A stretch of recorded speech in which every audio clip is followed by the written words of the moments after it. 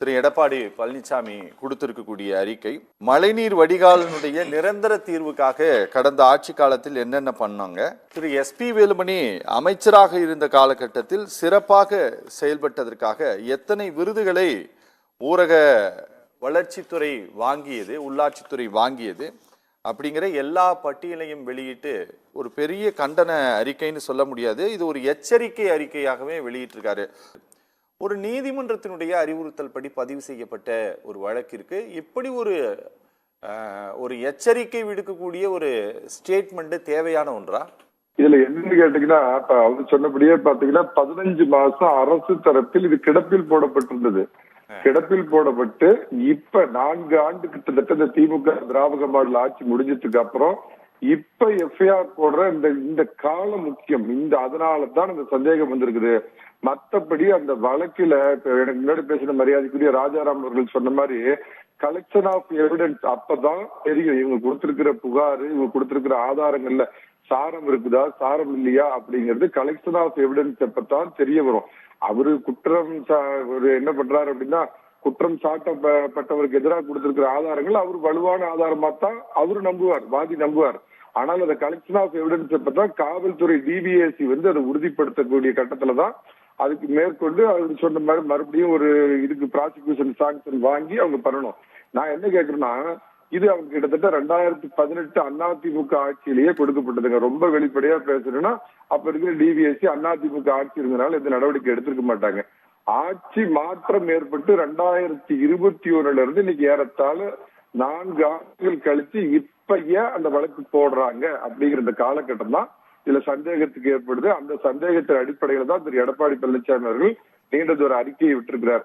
ஒருவேளை அதில் குற்றம் இருக்குது, பிரைமா ஃபேசி இருக்குது, மற்ற விஷயங்கள் இருக்குதுன்னு குற்றம் நடந்திருந்தா அந்த ஊழலுக்கு எதிராக யாரும் தண்டிக்கப்பட வேண்டும் என்பதுல யாருக்கும் மாற்று கருத்து இருக்க முடியாது என்று தெளிவா சொல்லிடுறேங்க.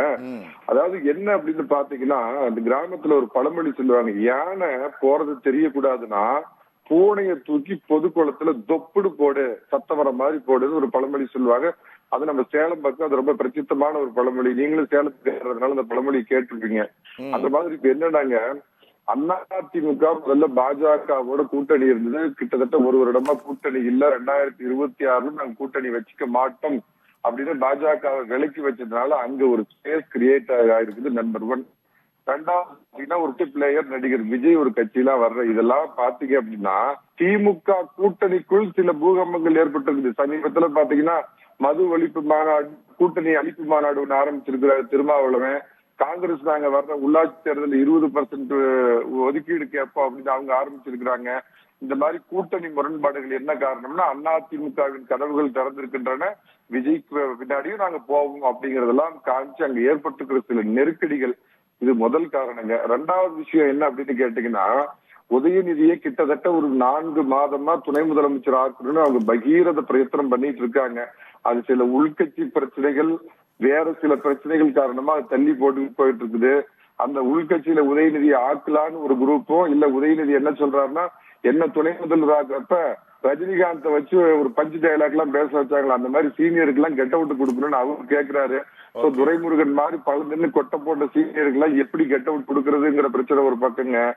அதே மாதிரி எல்லாத்துக்கும் மேல பாத்தீங்கன்னா, இந்த 3 ஆண்டு ஆட்சியின் அவலங்கள், பால் விலை ஏற்றி மக்களுக்கு பால் ஊத்துறது, பஸ் கட்டணத்தை விமான கட்டண அளவுக்கு ஏத்துனது, மின் கட்டணத்தை ஏற்றி எல்லாத்துக்கும் ஷாக் கொடுத்தது, சொத்து வரி ஏற்றி நடுத்தருவுக்கு எல்லாத்தையும் கொண்டு வந்தது, வீட்டு வரி ஏற்றி எல்லாத்தையும் ரோட்டுக்கு கொண்டு வந்தது, பத்திரப்பதிவு கட்டணத்தை உயர்த்தி திகிலாக்கியது, பரந்தூர் பயங்கரம், வேங்கை வயல் தேசிய அவலம், மாணவர்களிடையே சாதிய கொலை, நேர்மையான அரசு அதிகாரிகள் படுகொலை, சிறைப்பரவி செந்தில் பாலாஜிங்கிற அமைச்சரை சிறை செல்ல காத்திருக்கும் வெயிட்டிங் லிஸ்ட் அமைச்சர்கள், 3500 கோடி மத்திய அரசு இவங்களுக்கு எதிராக சொல்லியிருக்கிற ஊழல் குற்றச்சாட்டு. இவங்களோட ஃபேமஸ் டயலாக் ஒண்ணு கருணாநிதி காலத்துல சொல்லுவாங்க, கும்பி எரியுது குடல் காயுது குழு கொடைக்கானல் ஒரு கேடாங்கிற மாதிரி இங்க எல்லாம் கும்பி எரியுது குடல் காயறப்ப சின்னவரோட மனசை குளிர்விக்கிறதுக்காக 50 கோடி ரூபாய் அரசு பணத்தை செலவு பண்ணி அதுல ரேஸ் விட்டது.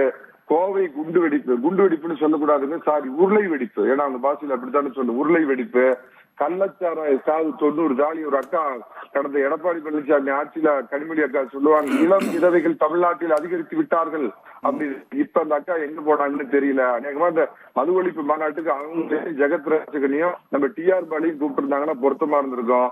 பாசகன்னு சொல்ற அந்த பாஜக கூட இவங்க விவசாயிகள் மீது வரைக்கும் குண்டர் சட்டம் போட்டது இல்லைங்க. அவங்க மேல அரிசி அலைகள் இருக்கிறதுனால திசை திருப்பறதுக்காக அதிமுக இப்ப இந்த நேரத்துல ஒரு பிரதான எதிர்க்கட்சி களத்தில் இறங்கி போராடும் திரு எடப்பாடி பழனிசாமி அவர்களின் பிரதான தளபதியா இருக்கிற எஸ்பி வேலுமணியை முடக்குவதன் மூலமாக அதிமுக வலுவாக இருக்கின்ற அந்த கோயம்புத்தூர் பெல்ட்ல அந்த கட்சியை முடக்கும் அடிப்படையில் இது ஒரு எடுத்திருக்கிறாங்கிறது தான் என்னுடைய சந்தேக பார்வை. சார் அதாவது சார் ஒரே நிமிஷம். அதாவது திமுக அமைச்சர்கள் மேல குற்றப்பத்திரிகை தாக்கல் செய்யப்பட்டு 10 வருஷமா டிவிஎஸ்சி விசாரித்து வந்த வழக்குகள் எல்லாம் 2021 திமுகவினுடைய ஆட்சி வந்த பிறகு டிவிஎஸ்சி எப்படி அந்தர்பல்ட்டி அடிச்சது அப்படிங்கிறதை பார்த்த சென்னை உயர்நீதிமன்றமே தன்னிச்சு அந்த கேஸ் எல்லாம் எடுத்து விசாரிச்சுட்டு இருக்கிறாங்க. அதுல இருந்தே எப்படி டிவிஎஸ்சி ஏவல் துறையாக வேலை செய்து வருகிறது அப்படிங்கிறத நம்மளால பார்க்க முடியுது அப்படின்ட்டு மிக வெளிப்படையாகவே என்ன யதார்த்தத்தில் நடந்துட்டு இருக்கோ அந்த குற்றச்சாட்டை தன்னுடைய அறிக்கையில் பதிவு செய்திருக்கிறார் திரு எடப்பாடி பழனிசாமி. நாங்க அதுல இருக்கக்கூடிய நியாயத்தை புரிஞ்சுக்கிறோம். ஆனா திரு எஸ்பி வேலுமணி மீது பதிவு செய்யப்பட்ட வழக்கும் அதே பார்வையில தான் பதிவு செய்யப்பட்டது, ஏவல் துறையாகத்தான் செயல்பட்டது, கோர்ட்டு சொன்னதுனாலதான் இவங்களை எஃப்ஐஆர் ஃபைல் பண்ணியிருக்காங்க. அதையும் எப்படி நீங்க அப்படி சொல்லுவீங்க? 15 மாதங்கள் கால தாமதம் செய்திருக்கிறது சார் தமிழ்நாடு அரசாங்கம் எஃப்ஐஆர் ஃபைல் பண்ணாம. அததான் சார் சொல்றேன், நீங்க ரெண்டுக்கும் உள்ள அடிப்படை வித்தியாசத்தை புரிஞ்சுக்கல. இந்த திமுக அரசாங்கம் 2021 வந்தோடனே இதெல்லாம் டிவிஎஸ்சி அந்தர்பல்ட்டி அடிச்சு போன அதிமுக ஆட்சியில் திமுக அமைச்சர்கள் மீது போடப்பட்ட வழக்குல பல்ட்டி அடிச்சு உண்மை இல்லைன்னு சொல்லி நீதிமன்ற கொட்டின் மூலமா திரும்ப அதெல்லாம் ரீஓபன் பண்ணிருக்கிறாங்க.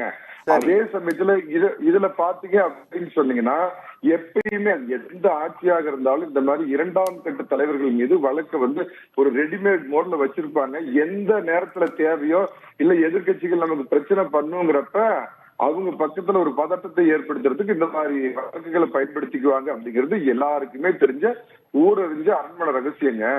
குற்றம் இருந்தால் தண்டிக்கப்படட்டும், அதுல பிரச்சனையே கிடையாதுங்க. ஆனா அறப்போர் இயக்கம் அதிமுகவுக்கு எதிரான அக்கப்போர் இயக்கமோ நான் பாக்குறேன். என்னன்னு காரணம் கேட்டீங்கன்னா, இந்த 4 ஆண்டுகள் திராவிட மாடல் ஆட்சியில இது வரைக்கும் எந்த ஊழலுமே நடக்கலையா? இது ஒண்ணு. அப்படி ஊழல் நடந்திருந்தா அறப்போர் இயக்கம் கண்ணுக்கு அது படலையா? என்னுடைய கேள்வி நம்பர் 2.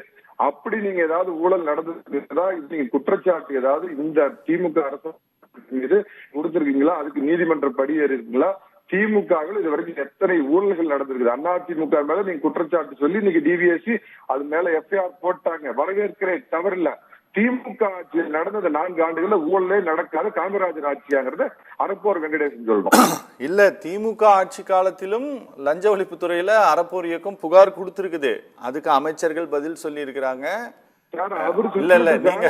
நீங்க மைன்ஸ் டிபார்ட்மெண்ட் பத்தி புகார் இல்ல, நான் சொல்லிடுறேன், எனக்கு தெரிஞ்ச சொல்றேன், விரிவாக ஜெயராம் வெங்கடேஷ் சொல்லுவாப்ல. ஆனா கொடுத்திருக்காங்க அப்படிங்கறத நான் உங்ககிட்ட பதிவு பண்றேன். விரிவா என்னென்ன கொடுத்திருக்காங்கிறத அவர் சொல்லுவாரு. ஒன்னும் காமராஜர் ஆட்சி நடக்குதுன்ட்டு அந்த அமைப்பு கம்முன்னு ஒண்ணும் இல்ல. இங்க இந்த ஆட்சி காலத்தின் போது நடந்த புகார்களும் பதிவு செய்யப்பட்டிருக்குது.